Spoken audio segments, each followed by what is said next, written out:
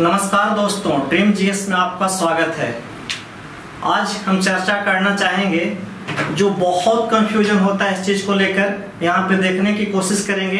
हम चर्चा करने वाले हैं bill, act, ordinance, rule and regulation. ये है क्या, अंतर समझने का कोशिश करेंगे। हम लोग बातों ही बातों में बिल और एक्ट, ऑर्डिनेंस चर्चा तो जरूर करते हैं, लेकिन एग्जैक्टली ये क्या है इस चीज को आज समझना है, और इतनी अच्छी से समझना है कि किसी को अच्छी तरीके से आप समझा सको। उसके पहले चलिए कुछ हम बैकग्राउंड की बात कर लेते हैं, कुछ चर्चा कर लेते हैं, उसके बाद हम यह चीज को बताएंगे क्योंकि इसी से कोरिलेटेड है।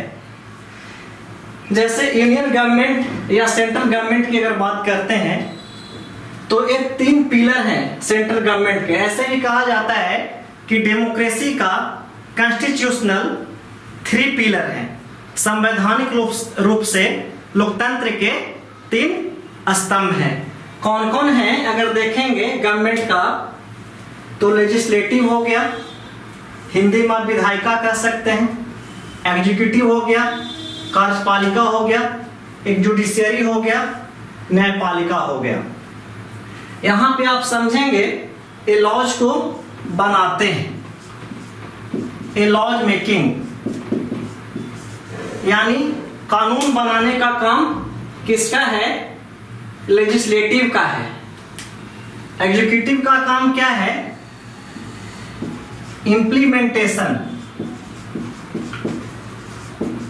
इम्प्लीमेंटेशन ऑफ लॉ, यानी कानून को क्रियान्वित करने का काम, लागू करने का काम कार्यपालिका करती है। और न्यायपालिका क्या करती है, लॉ एंड ऑर्डर मेंटेन करने का काम करती है। Law and order in sense कि पीसफुल किस तरीके से बनाया जाए, न्याय लोगों को किस तरीके से मिले, यह कौन काम करती है, न्यायपालिका। हम इस चीज की चर्चा इसलिए कर रहे हैं कि पहले इस चीजों को समझ पाएंगे, इस टर्मिनोलॉजी को, तब हम लोग आसानी से सब चीजें समझ सकते हैं। अब यहां हमने लिख रखा है लेजिस्लेटिव। लेजिस्लेटिव में आते कौन कौन है, काम तो समझ गए कि लॉ मेकिंग है। लेजिस्लेटिव यानी इसको इंडियन पार्लियामेंट भी आप बोल सकते हैं। तो इसमें आते हैं प्रेसिडेंट, आपके राष्ट्रपति, लोकसभा जिसे लोअर हाउस भी कहा जाता है या निम्न सदन, राज्यसभा अपर हाउस जिसे उच्च सदन कहा जाता है। लेजिस्लेटिव इंडियन पार्लियामेंट, इसका जिक्र करेंगे तो पहले समझ लेना है कि लेजिस्लेटिव में कौन कौन आता है, क्योंकि जब लेजिस्लेटिव का मैं चर्चा करूं आपके दिमाग में एक रफ इमेज हो कि जब लेजिस्लेटिव बोला जा रहा है तो कहा क्या जा रहा है, किसकी चर्चा हो रही है। उसी तरीके से आप समझिएगा एग्जीक्यूटिव जिसे आप कहते हैं कार्यपालिका, इसके अंतर्गत कौन कौन आते हैं, इसका काम क्या है, इंप्लीमेंटेशन ऑफ लॉ यानी कानून को क्रियान्वित करना या लागू करना।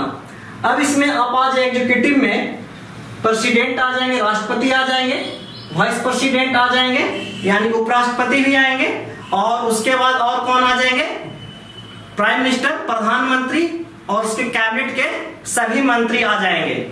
यानी भारत सरकार यही है, यही है आपका भारत सरकार। अब भारत सरकार भी से कह सकते हैं। और ये तो लंबी बहस हो जाएगी कि क्या सभी लेजिस्लेटिव एग्जीक्यूटिव है या सभी एग्जीक्यूटिव लेजिस्लेटिव है, तो इसकी हमने चर्चा कर रखी है जब पार्लियामेंट पढ़ाया था, या फिर कभी हम चर्चा कर पाएंगे। इस चीज को आप समझेंगे। ऐसे मोटा मोटी मैं बता दूं कि सभी जो एग्जीक्यूटिव होंगे, कार्यपालिका होंगे, वो मेंबर ऑफ लेजिस्लेटिव होंगे, लेकिन सभी जो लेजिस्लेटिव होंगे, सांसद होंगे, कार्यपालिका के सदस्य नहीं होंगे, क्योंकि इसका आकार, कार्यपालिका का आकार लेजिस्लेटिव से छोटा होता है। अब हम बात कर ले रहे हैं जुडिशियरी का। तो जुडिशियरी में आप जानते हैं सुप्रीम कोर्ट यानी उच्चतम न्यायालय, सर्वोच्च न्यायालय, एक हाई कोर्ट होता है प्रत्येक राज्य में करीब करीब, जिसे आप बोलते हैं उच्च न्यायालय, और तीसरा सब ऑर्डिनेट कोर्ट। जो डिस्ट्रिक्ट डायग्राम में आपको देखने को मिलते हैं। यह जानना बहुत जरूरी है। अब यहाँ पर हम लोग देखेंगे कि क्या डिफरेंसेस है, बिल कहते किसे हैं, ऑर्डिनेंस किसे कहते हैं, एक्ट किसे कहते हैं, रूल एंड रेगुलेशन किसे कहते हैं। तो यहाँ पर हम समझेंगे बिल क्या है। तो आप यह समझने की कोशिश करेंगे कि जब भी कोई नया लॉ बनाना है, नया कानून बनाना है, तो उसका कुछ ना कुछ ऑब्जेक्टिव होगा, कुछ ना कुछ तो उसका पॉलिसी होगा। सबसे पहले ड्राफ्ट तैयार किया जाता है उसका। सबसे पहले क्या तैयार किया जाता है? ड्राफ्ट तैयार किया जाता है। और ड्राफ्ट को तैयार करने के बाद इसको कहाँ रखा जाएगा? इसको पार्लियामेंट में रखा जाएगा, दोनों सदनों के पास रखा जाएगा। जो आपने एक नया ड्राफ्ट लेकर आए हैं, नए पॉलिसी लेकर आए हैं, जो आप कानून बनाना चाहते हैं, उसे आप कहाँ पे रखेंगे? पार्लियामेंट के पटल पे रखेंगे। और वहां पर क्या होगा? दोनों सदनों के सामने जब रखेंगे तो दोनों सदन के सामने जब रखने पर डिस्कशन होगा कि क्या यह बेहतर है, क्या ये सोशल वेलफेयर के लिए अच्छा है या नहीं है, क्या यह लॉ बनाना चाहिए। तो अपर हाउस और लोअर हाउस दोनों जगह खुलकर डिस्कशन होगा और इस पर वोटिंग होती है।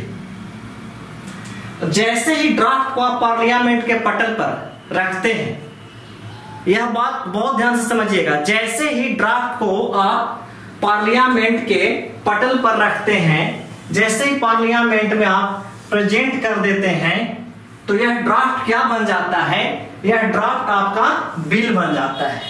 तो आप याद रखेंगे कि ड्राफ्ट को पार्लियामेंट में प्रेजेंट करने के बाद यह ड्राफ्ट किसका शक्ल ले लेता है? बिल का शक्ल लेता है।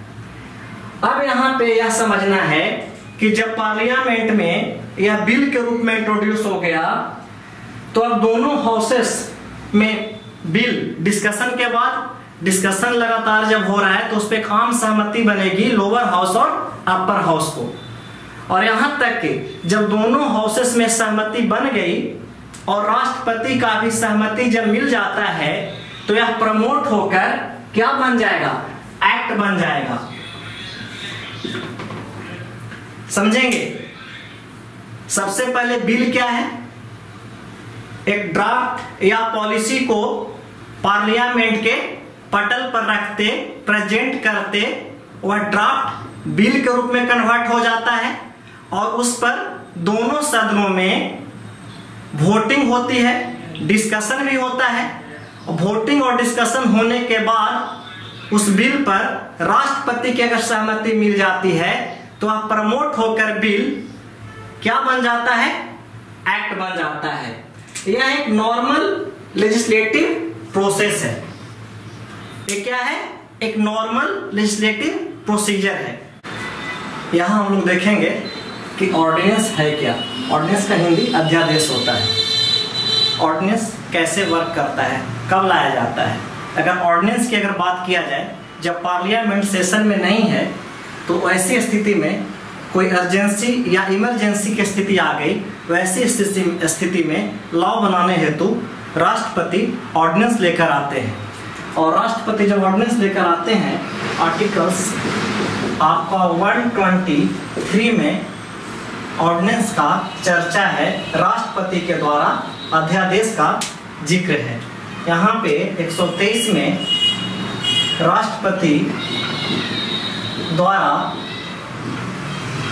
अध्यादेश, लेकिन यही अगर स्टेट की बात किया जाए तो स्टेट में आप देख लेंगे आर्टिकल्स 213 के तहत अध्यादेश लाया जाता है। अब यहाँ पर समझने की आप कोशिश करेंगे वह गवर्नर के द्वारा। अब यहाँ पर समझने की कोशिश करेंगे कि ऑर्डिनेंस एक्चुअली होता क्या है। अच्छा, आपको क्या लगता है कि पार्लियामेंट जो है दिन रात वर्क करती है, क्या सालों भर कार्य करती है? तो यह समझने का कोशिश कीजिएगा कि पार्लियामेंट का सेशन होता है। पार्लियामेंट 3 सेशन में वर्क करती है। आप देखेंगे यहाँ पे एक बजट सेशन होता है जिसका समय होता है जनवरी टू मई। अगर वही मानसून सत्र की अगर बात करेंगे, मानसून सेशन का, तो जुलाई टू अगस्त। और विंटर सेशन की अगर बात करेंगे तो नवंबर से दिसंबर। और यह भी ध्यान देना है कि 2 सेशन के बीच 6 माह से अधिक का गैप नहीं होना चाहिए। यह इंपॉर्टेंट है कि पार्लियामेंट के 2 सत्रों के बीच 6 माह से अधिक का गैप नहीं होना चाहिए। तो यही है कि अगर पार्लियामेंट सेशन में नहीं है, अगर सेशन में नहीं है तो ऐसी स्थिति में इमरजेंसी की स्थिति हो गई है और कोई लॉ पास करना है तो राष्ट्रपति के द्वारा प्रेसिडेंट के द्वारा ऑर्डिनेंस लाया जाएगा और ऑर्डिनेंस लाया जाएगा। और एक यहाँ पर यही फर्क है कि एक्ट में भी क्या होता है, एक्ट में भी लॉ मेकिंग का काम है और ये भी एक तरीके से लॉ मेकिंग का काम है, लेकिन एक्ट जो बनता है वो किसके द्वारा, लेजिस्लेटिव प्रोसीजर के तहत बनता है। लेकिन अगर आप ऑर्डिनेंस की बात करेंगे तो यह एग्जीक्यूटिव के द्वारा पास किया जाता है। एग्जीक्यूटिव अभी आपको मैंने पढ़ाया था कि एग्जीक्यूटिव के अंतर्गत आएंगे प्रेसिडेंट आएंगे, वाइस प्रेसिडेंट आएंगे, प्राइम मिनिस्टर आएंगे और उनके जितने कैबिनेट के मंत्रिमंडल के सदस्य हैं सभी आ जाएंगे। तो ऑर्डिनेंस उस स्थिति में एग्जीक्यूटिव राष्ट्रपति को ऑर्डिनेंस लाने के लिए बोलते हैं कि ऑर्डिनेंस लाया जाए। कोई इमरजेंसी की स्थिति हो गई, वैसी स्थिति में ऑर्डिनेंस लाया जाता है। जब पार्लियामेंट सेशन में नहीं होता है वैसी स्थिति में ऑर्डिनेंस लाया जाता है। लेकिन एक चीज और समझने का कोशिश करेंगे कि ऑर्डिनेंस का जो अवधि होता है 6 मंथ प्लस 6 वीक, इसकी चर्चा हम क्यों कर रहे हैं कि ऑर्डिनेंस की जो अवधि होती है 6 मंथ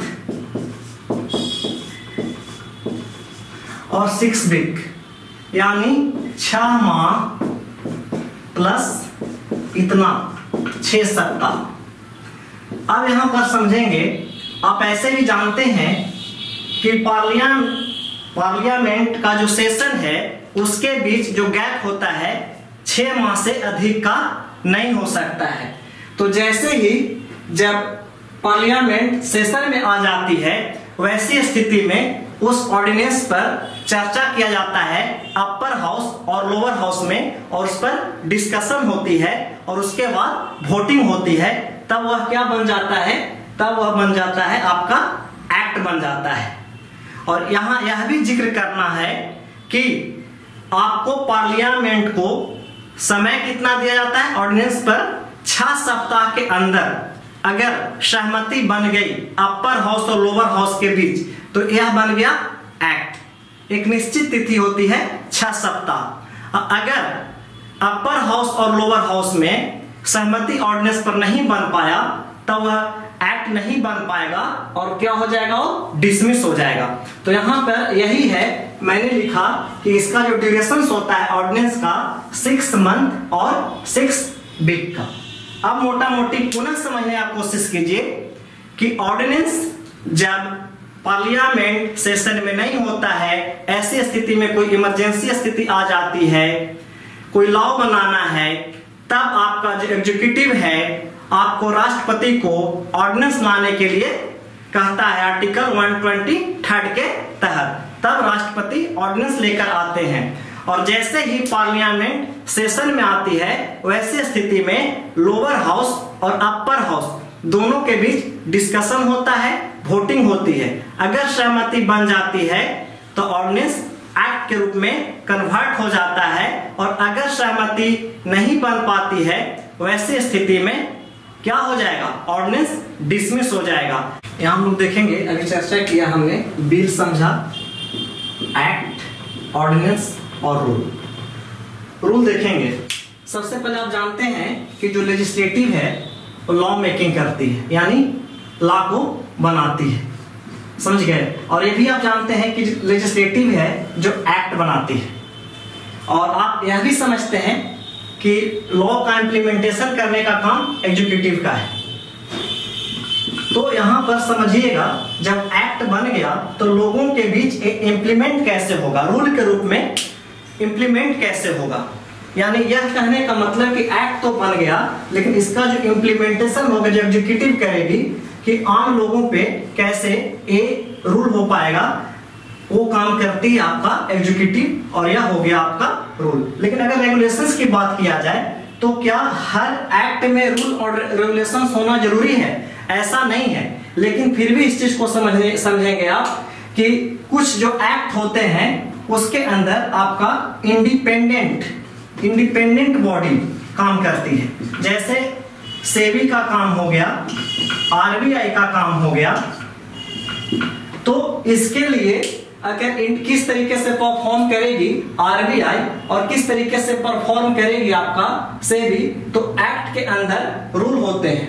और यह रूल कौन बनाता है? रूल इंप्लीमेंट कौन करता है? रूल इंप्लीमेंट करता है आपका एग्जीक्यूटिव करता है।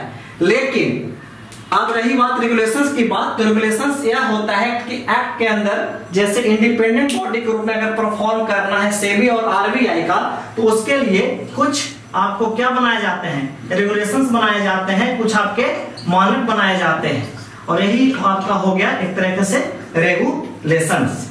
अब एक बार पुनः समझेंगे कि हम लोग ने चर्चा किया था आपको कहां से? बिल से। तो मोटा मोटी समझेंगे बिल है क्या। तो सबसे पहले जब बिल बनाना है तो आपको ड्राफ्ट तैयार किया जाता है, एक पॉलिसी तैयार की जाती है, और वो कहां पर प्रेजेंट कर दिया जाता है? पार्लियामेंट में। जैसे ही ड्राफ्ट को अगर प्रेजेंट कर दिए तो वह बन गया बिल, और वहां पर पार्लियामेंट में क्या होता है? डिस्कशन होता है अपर हाउस और लोअर हाउस में, और राष्ट्रपति की भी अगर सहमति मिल गई तो उसके बाद जो एक्ट है, वह जो बिल है वह क्या बन जाएगा? एक्ट बन जाएगा। यह एक लेजिस्लेटिव प्रोसेस है। रही बात ऑर्डिनेंस की, अगर आप बात करते हैं, जब पार्लियामेंट सेशन में नहीं हो, ऐसी स्थिति में कोई इमरजेंसी स्थिति आ जाती है, अर्जेंसी हो जाती है और लॉ बनाना है, तब आपका एग्जीक्यूटिव आपको राष्ट्रपति को ऑर्डिनेंस लाने के लिए कहता है, और ऑर्डिनेंस जब लेकर आती है तो जो ड्यूरेशन होता है वह 6 मंथ और 6 वीक। कहने का मतलब कि कोई भी सेशन के बीच, पार्लियामेंट के सेशन के बीच आपको 6 माह से अधिक का गैप नहीं होगा।